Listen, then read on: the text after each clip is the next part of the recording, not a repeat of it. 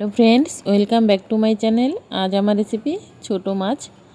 আমি কুমড়ো পাতায় যেভাবে ছোটো মাছের রেসিপি বানাই তোমাদের সাথে শেয়ার করব। আশা করব তোমাদের ভিডিওটি ভালো লাগবে।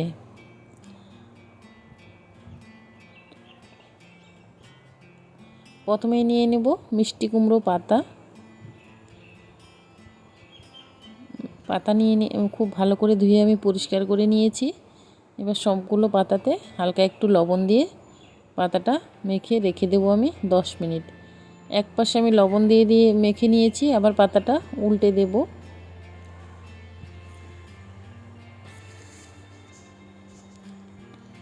পাতাটা উল্টে দিচ্ছি, দিয়ে আমি এই পাশেও লবণ মেখে রাখবো। খুব অল্প পরিমাণেই মাখবো। লবণ দিয়ে দিচ্ছি, মেখে আমি 10 মিনিট রেখে দেব।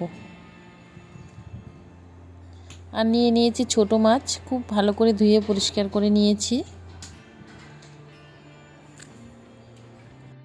এবার দিয়ে দেব পরিমাণ মতো লবণ। 1 চামচ হলুদ গুঁড়ো দিচ্ছি। 1 চামচ আমি লঙ্কার গুঁড়ো দিয়ে দেব, ঝাল লঙ্কার গুঁড়োটা ব্যবহার করছি। ধনে গুঁড়ো দিচ্ছি 1 চামচ। জিরে গুঁড়ো দিচ্ছি 1 চামচ। টমেটো কুচি দিয়ে দেব হাফ। আর দিয়ে দিচ্ছি চেরা কাঁচা লঙ্কা। পেঁয়াজ কুচি দিয়ে দিচ্ছি 2টো। আর দেব হাফ কাপ পরিমাণে তেল। আর সানরাইজের গরম মশলা গুঁড়ো দেব আমি হাফ টিস্পুন। সব উপকরণ আমি খুব ভালোভাবে মেখে নিচ্ছি। মাখা হয়ে গেছে। দেখো কুমড়ো পাতাগুলো কত সুন্দর নরম হয়ে গেছে। এবার আমি মাছটা কুমড়ো পাতায় ভরে নেব।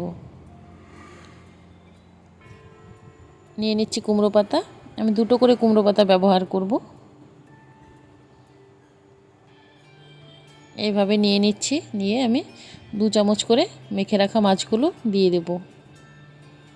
দিয়ে ভাজ করে নিচ্ছি। একইভাবে আমি সবগুলো বানিয়ে নেব।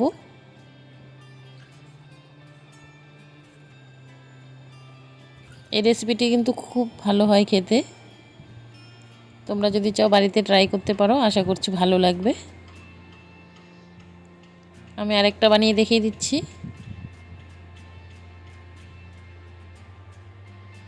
একইভাবে ভাজ করে নেব।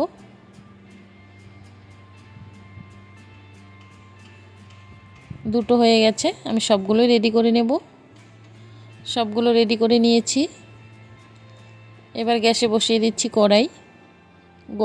গরম করে দিয়ে দেব সর্ষের তেল। তো সর্ষের তেল দিয়ে দিয়েছি হাফ কাপ। এবার একে একে কুমড়ো পাতার মধ্যে মাছ ভরে রেখেছিলাম দিয়ে দিচ্ছি। গ্যাসের আঁচটাকে একদম আমি লো করে ঢাকা দিয়ে রেখে দেব 5 মিনিট। 5 মিনিট পর আমি ঢাকা খুলে দিচ্ছি। এক পাশে হয়ে গেছে, উল্টে দেব। খুব আস্তে আস্তে উল্টে দেব যাতে খুলে না যায়। উল্টে দিচ্ছি। আবার আমি ঢাকা দিয়ে রেখে দেব 5 মিনিট।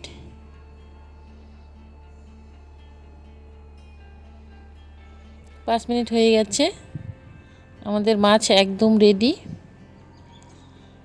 এরকম সাইড করে উঠিয়ে আমি তুলে নেব। তুলে নিচ্ছি। একইভাবে আমি বাকিগুলোও ভেজে নেব। এইভাবে ছোটো মাছ রান্না করলে কিন্তু অসাধারণ হয় খেতে। তোমরা যদি চাও বাড়িতে ট্রাই করতে পারো। দেখো সবগুলো ভাজা হয়ে গেছে। আমার এই রেসিপি যদি তোমাদের ভালো লাগে অবশ্যই লাইক কমেন্ট শেয়ার করো। ধন্যবাদ।